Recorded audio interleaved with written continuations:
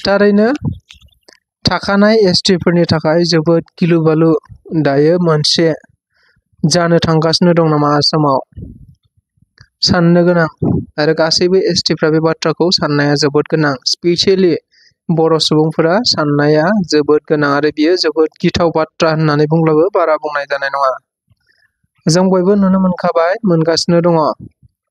आसामनि गिबि मन्त्रि डक्टर हिमन्त बिश्व शर्माया दायो खुला-खुलि बुंनानै होबाय जे थारैनो आसामाव दायो मोनद'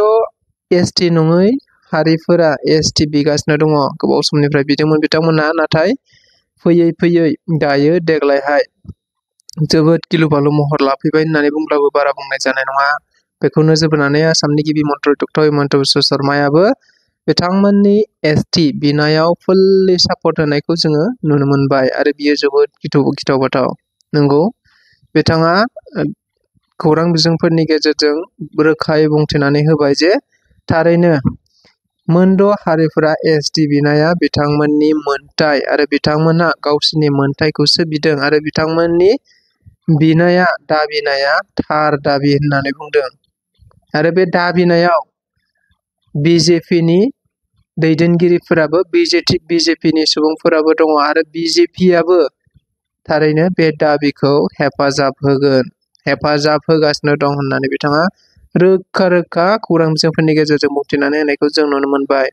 आरो बेल' नङा, बिथाङा बुंबावबाय जे जायफोर मोनद' हारिनि सुबुंफोरा एसटि बिदोंमोन, बै एसटि बिग्राफोरनि दाबिखौ नायबिजिरनो थाखाय मोनसे कमिटि दानानै होदोंमोन। बे कमिटियाबो थाबैनो नायबिजिरनानै एसटि होजायो ना होजाया, माब्रै होजाया बेफोर बाथ्राखौ लानानै दायो साबमिट खालामसिगोन। आरो बे साबमिट खालामनाय रिपर्टखौ लानानैनो आसामनि गिबि मन्त्रि डक्टर हिमन्त बिश्व शर्माया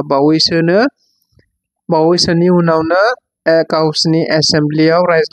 सावरायलायसिगोन आरो सावरायलायनानै बिसोर थांखि लानानै मिरु सरकारसिम बिथांमोना दैथायहरसिगोन होननानै रोखा बुंथिनानै होखाजोब्बाय आसामनि गिबि मन्त्रि डक्टर हिमन्त बिश्व शर्माया। नंगौ, बेखौ नोजोर बोनानैनो जों दायो नुनो मोनदों आरो मिथिनोबो मोनबाय। खौरां बिजोंफोरनि गेजेरजों गोबां गोसारगासिनो दङ। जोंनि बिटिसि ओनसोलावबो दायो जायबा गोदानै सरकाराव फैदों बिपिएफ राजखान्थि दोलोआबो गावसिनि इलेक्सन मेनिफेस्ट'आव बा इलेक्सन इस्ताहाराव समायखिरा बिलाइयाव बिथांमोना बेखौबो लिरनानै होखादोंमोन जे थारैनो मोनद' हारिफोरनो एसटि होनायाव बिपिएफआ सापर्ट खालामगोन, हेफाजाब होगोन आरो बिथांमोनखौ एसटि होनायाव जोंहा जेबो आपत्ति गैया होननानै रोखा लिरनानै होखादोंमोन। दा बे खाबुखौ लानानैनो बैसोर हारिनि सुबुंफोराबो दाबिनायाव बा जोंनि नैबे बिटिसि ओनसोलावबो दाबावैनो थांगासिनो दङ। नंगौ, जोङो रिसेन्टलि मैयासो नुनो मोनबाय तिनिसुकियायाव साहा बागानिया एबा आदिबासि बा साहा बागानिया हारिनि मानसिफ्रा गासै तिनिसुकियायाव 1 लाखनिबो बारा सुबुंफोरा बेयाव खौसेयै ज' जानानै एसटि दाबिनायखौ गोख्रों खालामनायखौ नुनो मोननाय जादों। बेल' नङा, फैबाय थानाय समाव गोबांथार बेनिख्रुइ लाख गासै मोनद' हारिनि सुबुंफोरा खेबसेयैनो ओंखारनानै नैबे सोमावसारनायखौ गावसिनि दाबिखौ लागोन होननानैबो बिथांमोनहा रोखा दायो बुंथिनानै होखाबाय। थारैनो बियो साननो गोनां,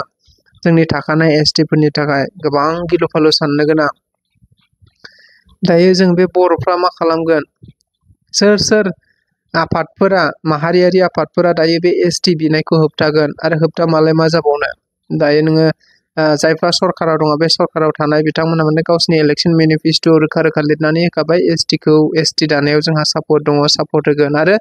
बेखौबो नुनो मोनखाबाय जोङो थांनाय 2015 आंना गोरोन्थि जायाखैबा 2015आवबो जेब्ला बिटिसिआव बिपिएफ राजखान्थि दोलोआ फैदोंमोन, अब्लाबो बिथांमोनहा बेखौबो लिरनानै हरखादों होननानै जोङो मिथिनो मोनदों जे मोनद' हारिफोरनो एसटि होनायाव जोंहा जेबो आपत्ति गैया, होनांगौ होननानै बिथांमोना मिरु सरकारसिम लिरनानै हरदोंमोन होननानै जोङो मिथिबोखादों। अब्ला जोङो दायो नुनो मोनखाबाय जोंनि जा बिटिसिआव रिजनेल पार्टि दङमोन, रिजनेल पार्टियानो दायो बयनिख्रुइबो मेजरिटि लानानै बिसायख'थियाव देरहादोंमोन आरो सरकारबो दाबायमोन। नाथाय उफाय गैया बिथांमोनहाबो दायो बे एसटि सुबुंफोरनो एसटि होनायाव सापर्टसो खालामबाय इभेन बिथांमोनहा हेफाजाब होनानै गावसिनिफ्राय एसेम्ब्लिनिफ्राय लिरनानै हरनो बायदिसिना बाथ्राफोरा दायो ओंखारलायगासिनो दंखौ नुनो मोननाय जायो। दा बेनि गेजेराव जों मा खालामगोन सोर होबथागोन दायो बे एसटि मोनद' हारिफोरा एसटि जायोब्ला मा जागोन थाखानाय एसटिफ्रा एसटि हिल्स एसटि ओरैहाय प्लेन्स बिथांमोनहा मा जागोन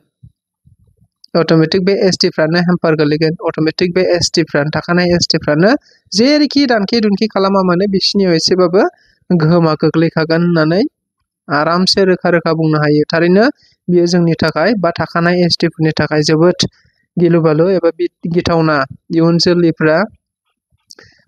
जेरैबायदि जोङो एपिएससिफ्राव एसटिफोरनि थाखाय रिजार्भेसन थायोमोन एसटि खथाफ्राव जोङो एफा एनै मोनोमोन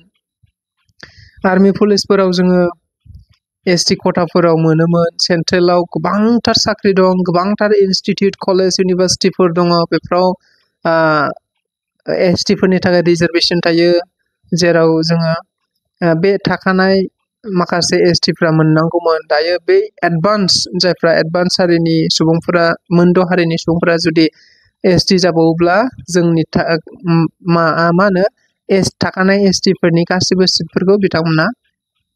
लाफैजोबगोन इभेन मा जागोन जोङो जेरैबायदि एसटि रिजार्भेसनाव कम्पिटिसन जायोमोन बेनिख्रुइ डाबल ट्रिपल जोङो कम्पिटिसन खालामनो गोनां जागोन जोंनि थाखाय जेरैखि जाया मोनफ्रोमबो बिथिङावनो एसटि रिजार्भेसननि थाखाय गासिबोआनो जा साख्रियानो जाथों फरायनाय स्कुल कलेजनियानो जाथों सेन्ट्रेल साख्रि स्टेट साख्रि जियानो जाथों जेराव एसटिफोरनि रिजार्भेसन दङमोन खथा दंमोन बेफोराव जोङो मर ट्रिपल जोङो कम्पिटिसन खालामनो गोनां जागोन जोंनि इयुन जोलैफ्रा गोबांथार खस्थ' मोनलांसिगोन जों जेनेरेल बायदि जोङो दायो ओरैनो थाखानाय एसटि खथाफोरखौनो जोङो फिलआप खालामनो हाया अबेबा जायगाफोराव नंखाय एसे मार्क्सजोंनो जोङो मोनो नाथाय बैसोरो एसटि जाफैनाय लोगो लोगो जोङो गिलु फालु हाइ नाम्बारफोरा दायो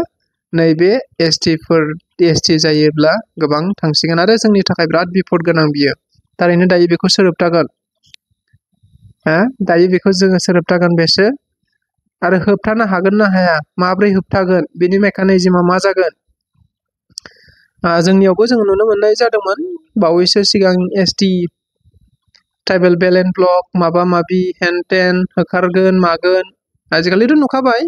आसामनि गिबि मन्थ्रि डक्टर हिमन्त बिश्व शर्माया जेरैखि जाया बिजेपिया बियो खिलन्जियानो जाथों ट्राइबेल सुबुङानो जाथों बा नन ट्राइबेलानो जाथों जायनाखि सरकारि हायाव थादों बिथांमोनखौ जेरैखि जाया होखारनाय जागोन होननानै आसामनि गिबि मन्थ्रि डक्टर हिमन्त बिश्व शर्माया दायो बुंथिंगासिनो दङ आरो हाइकर्टआबो बे अर्डारखौनो होखाबाय थाबैनो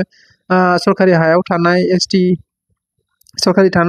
हायाव थानाय सुबुंफोरखौ जेरैखि जाया जिखुनु हारिनि मानसियानो जाथों जिखुनु थाखोनि मानसियानो जाथों होखारनाय जागोन होखारनांसिगौ होननानै अलरेडि दायो नटिसफ्राबो फैखाजोब्बाय बा अर्डारखौ होखाबाय जोङो बयबो नुनो मोनखाबाय थारैनो बेखौ होबथानांगौआ जोंनि दायित्वमोन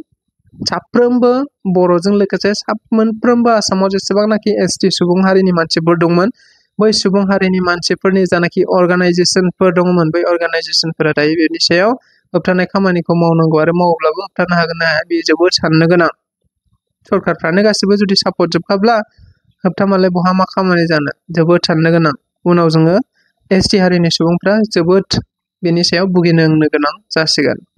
स' बेनि सायाव नोंथांमोनहा मा बुङो नोंथांमोननि कमेन्टआ मा जागोन बेखौ नोंथांमोनाबो जायफ्रा भिडिअखौ नुफ्लांदों नोंथांमोनाबो कमेन्ट खालामनो हागोन गावबा गावनि साननायखौ गोजोन्थों।